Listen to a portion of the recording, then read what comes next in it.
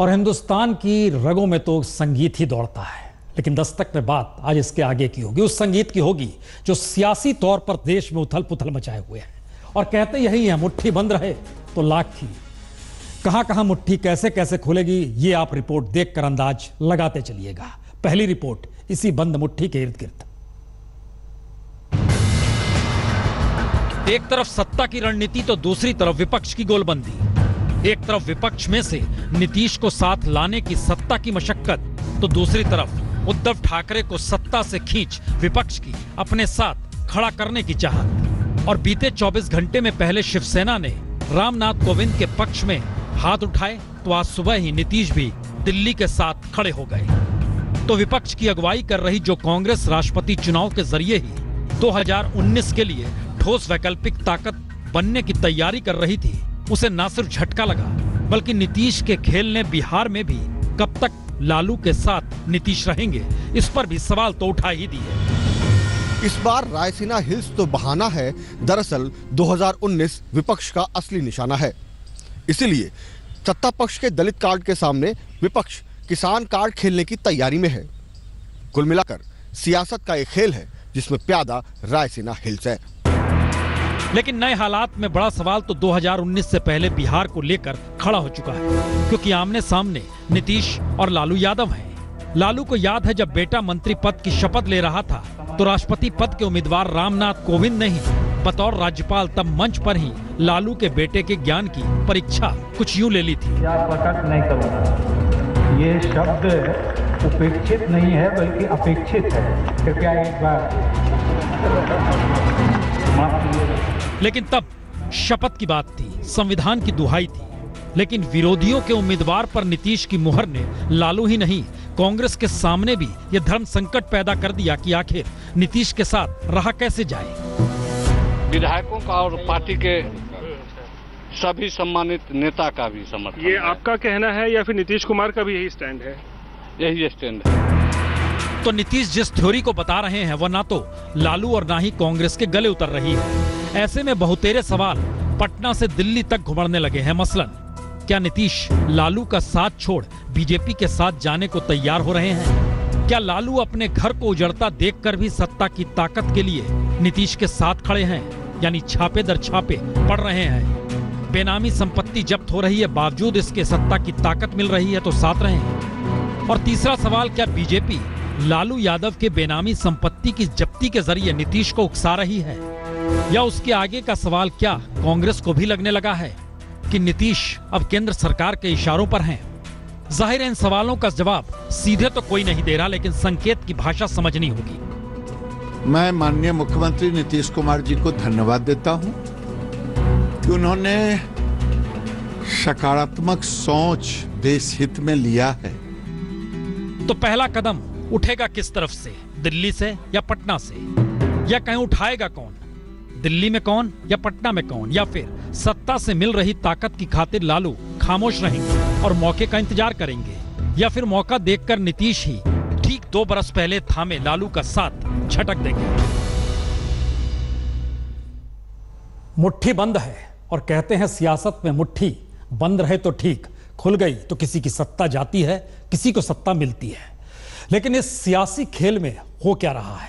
दिल्ली बुला रहा है, पटना को आना पड़ रहा है। दूसरी रिपोर्ट।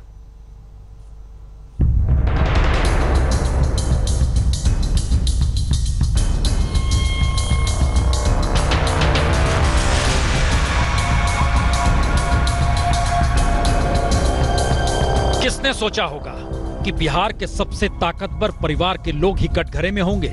जी, मीसा भारती, शैलेश कुमार, तेज प्रताप, तेजस्वी, राबड़ी देवी, चंदा, रागनी, तो दिल्ली से लेकर पटना तक बेनामी संपत्तियों की फेरिस्त के दायरे या कहें कटघरे में लालू यादव का समूचा परिवार फंस चुका है। और बेनामी संपत्ति को आयकर विभाग ने जब्त कर लिया है, तो पहली बार यह भी खुलासा हुआ कि जिस प्रॉपर्टी की कीमत डीड में सिर्फ 9 करोड़ 32 लाख रुपए दिखाई गई, उसकी असल कीमत 175 करोड़ रुपए से कहीं ज्यादा है। दिल्ली के एक फार्म हाउस को जब्त किया गया है। दिल्ली के बिजवासन का ये मीसा और शैलेश का फार्म हाउस है। आयकर विभाग ने दिल्ली और बिहार में कई संपत्तियों को प्रोविजनली अटैच कर लिया है। उनमें से एक संपत्ति ये आलीशान कोठी है जो कि दिल्ली के न्यू फ्रेंड्स कॉलोनी में। इसकी कीमत 40 करोड़ रुपए बताई जाती है। दानापुर के इस अपार्टमेंट में 9 फ्लैट्स मिले राबड़ी देवी को, और उसी तरीके से शेखपुरा में जो अपार्टमेंट बना हुआ है उस पर भी 18 जो अपार्टमेंट बने हैं उसमें से भी 9 फ्लैट्स राबड़ी देवी को मिले। जाहिर है लालू यादव मुश्किल में है, कहें तो पूरा कुनबा ही मुश्किल में है। मुश्किल ऐसी कि सांसद बेटी मीसा को आज आयकर विभाग के सामने पेश होना पड़ा। 4-5 नहीं 7 घंटे से ज्यादा का वक्त उनसे पूछताछ में लगाया गया और मीसा से कई सवाल किए गए। मसलन, आपके नाम कितनी कंपनियां हैं और कितनों में आप डायरेक्टर हो? आपकी कंपनी मिशेल प्राइवेट लिमिटेड को 1 करोड़ 20 लाख का लोन क्यों दिया गया? आपने कम दाम पर शेयर खरीदकर ऊंचे दाम पर कैसे बेच दिए? ऐसे बहुतेरे सवाल थे जो इनकम टैक्स डिपार्टमेंट लगातार मीसा से आज पूछता रहा, और इनकम टैक्स डिपार्टमेंट के अधिकारी केस की तह में जाने को बेकरार थे। और मीसा जब झंडेवालान के आयकर विभाग दफ्तर से निकली तो कुछ कहने की स्थिति में नहीं थी। वरना याद कर लीजिए, इस केस के खुलने से पहले चुनाव के वक्त मीसा सीधे तौर पर प्रधानमंत्री पर भी हमला करने से हिचकती नहीं थी। देश के प्रधानमंत्री जो है इसके पहले वो संघ के प्रचारक रहे हैं, तो संघ के जितने भी लोग हैं, जितने भी नेता हैं, उनकी सोच ही यही है। दरअसल मीसा भारती और उनके पति शैलेश कुमार के खिलाफ ईडी पहले से ही 8,000 करोड़ के काले धन के हेरफेर के मामले में जांच कर रही है। अब आयकर विभाग ने भी लालू परिवार पर शिकंजा कस दिया है। मीसा, शैलेश और अन्य आरोपियों पर ये आरोप है उन्होंने कई बेनामी संपत्तियों को सस्ते दामों में खरीदा और शेल कंपनियों के जरिए काले धन को सफेद बना दिया। जांच एजेंसी के चुंगल में अब विनय मित्तल का नाम भी आ चुका है। ये शख्स जिसकी गवाही के बाद ईडी शैलेश कुमार को पूछताछ के लिए बुलाने का मन भी बना रही है। दरअसल विनय मित्तल वही शख्स हैं जिसने शैलेश कुमार को चार्टर्ड अकाउंटेंट राजेश अग्रवाल से मिलवाया था, और राजेश अग्रवाल पर आरोप है उसने शेल कंपनियों के जरिए कालाधन मीसा और शैलेश की कंपनी में भेजा। विनय मित्तल वैसे राजेश अग्रवाल के पारिवारिक तौर पर संबंधी हैं, कहें तो साले हैं, और इसकी शैलेश कुमार से मुलाकात उस अमित कात्याल ने कराई थी जिसकी कंपनी ने लालू के परिवार को पटना में जमीन दी थी। अभी तो कई कंपनियों का खुलासा होना बाकी है, जो भी हम लोगों ने भी खुलासा नहीं किया है। इसे लगभग आधी दर्जन कंपनियां और हैं, और जिन कंपनियों में भी इसी प्रकार जमीनें खरीदी गई हैं, और यही बेनामी संपत्ति है। यानी कटघरे में लालू परिवार के कई सदस्य हैं, और संयोग से ज्यादातर गड़बड़झाला उस वक्त हुआ जब लालू यादव केंद्र में मंत्री हुआ करते थे, रेल मंत्री। तो जांच एजेंसियों के हाथ कब लालू तक पहुंच जाएं, कहा नहीं जा सकता। लालू परिवार हालांकि तमाम आरोपों से इनकार करता रहा, लेकिन जिस अंदाज में अब संपत्तियां सीज की गई और मीसा भारती को पूछताछ के लिए बुलाया गया, उसने साफ कर दिया कि आने वाले वक्त में लालू परिवार की मुश्किलें और बढ़ने वाली हैं।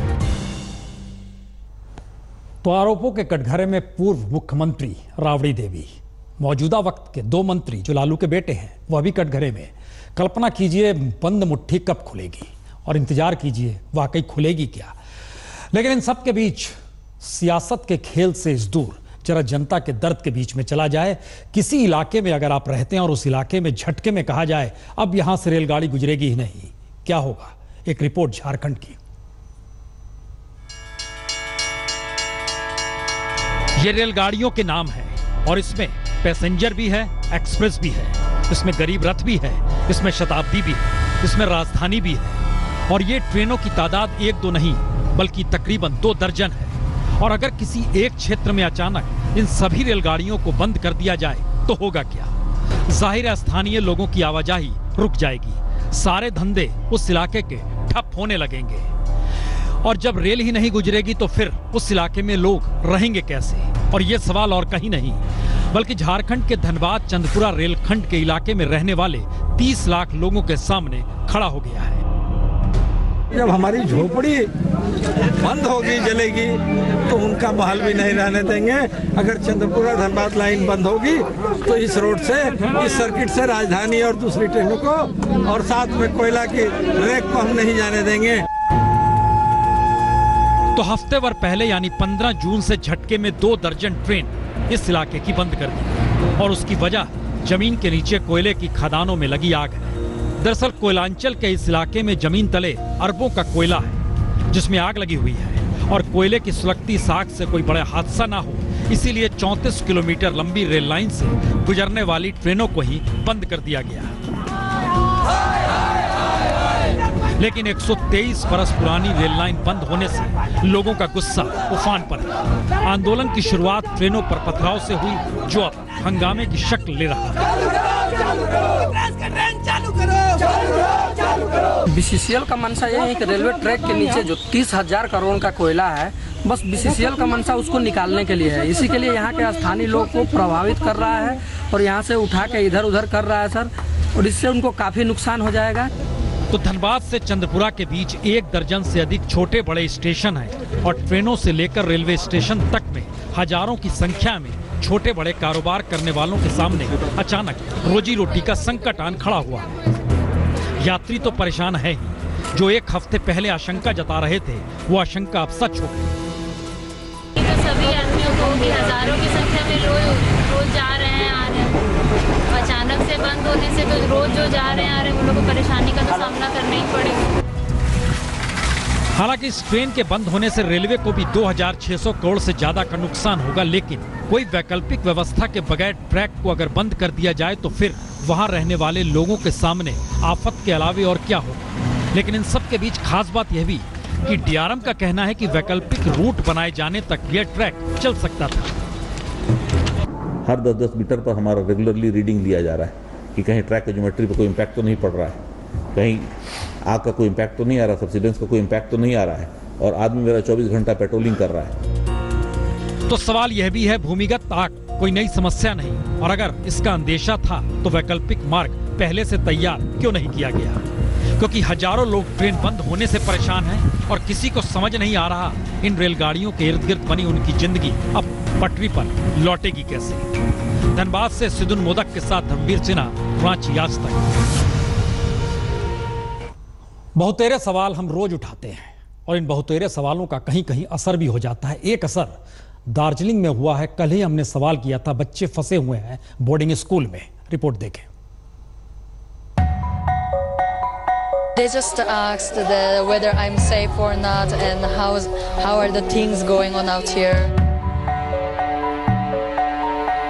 My parents will come if there's no strike or school will take us to Siliguri.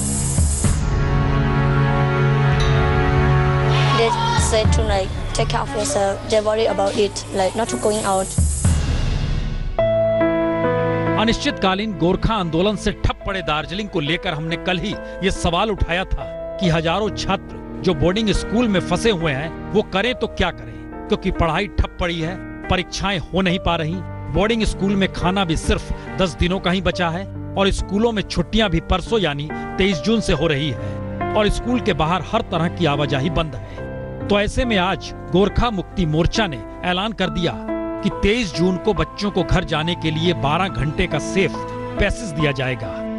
23 जून को सुबह 6 बजे से शाम 6 बजे तक बच्चे स्कूल बसों से बाहर निकल सकते हैं और स्कूल बसों को सिलीगुड़ी और रोंगपो तक जाने की छूट होगी। स्कूल बसों के अलावे किसी भी वाहन की आवाजाही नहीं होगी। तो महत्वपूर्ण यह भी है कि दार्जिलिंग के बोर्डिंग स्कूल में नेपाल, थाईलैंड, बांग्लादेश और कोरिया के भी बच्चे पढ़ते हैं और आंदोलन की वजह से समूचा दार्जिलिंग बीते 10 दिनों से ठप पड़ा है।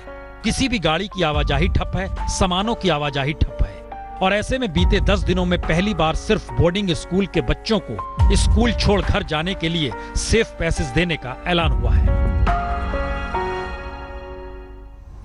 तो कह सकते हैं क्या, जो आंदोलनकारी हैं सिस्टम वही चला रहे हैं, वहां पर लगता यही है, लेकिन सेफ पैसेज बच्चों को दिया जा रहा है। एक खबर हमने कल और दिखाई थी, खास तौर से असम से लेकर बांग्लादेश गाय कैसे भेजी जाती है और हमने सवाल किया था, बीजेपी शासित राज्य है, गौरक्षक क्यों नहीं ध्यान दे रहे, गौरक्षक कानून कहां है। और इन सब के बीच आज बीएसएफ हरकत में आई, पुलिस हरकत में आई और गिरफ्तारी हुई 5 तस्करों की, 8 गाय भी पकड़ी गई जो भेजी जा रही थी उस पार। तो कहीं ना कहीं कुछ ना कुछ सिस्टम काम भी करता है, लेकिन जिक्र हो चला है फिर से, बंद है मुट्ठी, अगर ये खुल जाती है तो क्या होता है। किसानों को लेकर तो ये होते रहता है, इसीलिए अब जिक्र किसानों का, रिपोर्ट या त्रासदी उन्हीं की। राजस्थान की सबसे बड़े मंडियों में से एक प्रतापगढ़ मंडी का ये लहसुन खरीद केंद्र है। सरकार यहाँ 3,200 रुपए क्विंटल के हिसाब से लहसुन खरीद रही है, लेकिन खरीद केंद्र पर कृषि विपणन अधिकारी 2 लहसुन की गांठों से खेल रहे हैं, क्योंकि किसान बिना पटवारी के सर्टिफिकेट के लहसुन बेच नहीं सकता और पटवारी कई दिनों से हड़ताल पर है। हमारे पास काश्तकार तो आ रहे हैं भाव के लिए, लेकिन उनके पास गिरदारी नहीं है पटवारी की कोई रिपोर्ट नहीं है, इसलिए हम बैठे हुए हैं। क्यों नहीं रिपोर्ट? वहाँ हड़ताल चल रही उनके। अब वो भी काश्तकार भी ऑफिस में जाते हैं, उनको कुछ मिलता नहीं है, कोई पटवारी मिलता नहीं है, वापिस चले आते हैं। जब से लहसुन खरीद केंद्र खुला है तब से हड़ताल है? तब से हड़ताल है। तो अब इस खरीद केंद्र के ठीक पीछे की मंडी का नजारा देख लीजिए। किसानों की लहसुन से मंडी पटी पड़ी है। ढेर लगाकर बैठे ये किसान अपनी अपनी पर्ची दिखा रहे हैं। पर्ची पर वो रेट लिखा है जिस रेट पर मंडी समिति ने इनके लहसुन नीलाम किए। और रेट क्या है? किसी की पर्ची पर 1,000, किसी पर 1,200, तो किसी पर 2,500 रुपए प्रति क्विंटल। सरकारी खरीद केंद्रों पर अधिकारी खाली बैठे हैं। कोई किसान जा नहीं पा रहा है क्योंकि कोई सर्टिफिकेट देने वाला नहीं है कि उन्हीं का लहसुन है। हड़ताल पर चल रहे कर्मचारी। ये देखिए लहसुन का ये मार्केट है जहाँ पर पड़ा हुआ है, खरीदार नहीं है, किसान यहाँ पर पड़े हुए हैं। 2500 ही बिका, पिछली बार 3.5 गया था यही माल, अब की बार 2500 से आगे नहीं गया। यहाँ सरकारी खरीद केंद्रों क्यों नहीं जा रहे हैं आप?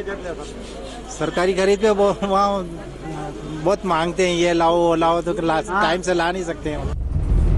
और उस पर सरकारी प्रक्रिया इतनी जटिल कि खरीद केंद्र पर खसरा के कागज से लेकर आधार कार्ड तक तमाम कागज मांगे जाते हैं और पेमेंट 10 दिन से पहले होता नहीं। लेकिन बिचौलियों को बेच दीजिए तो हाथों हाथ सौदा करा देते हैं।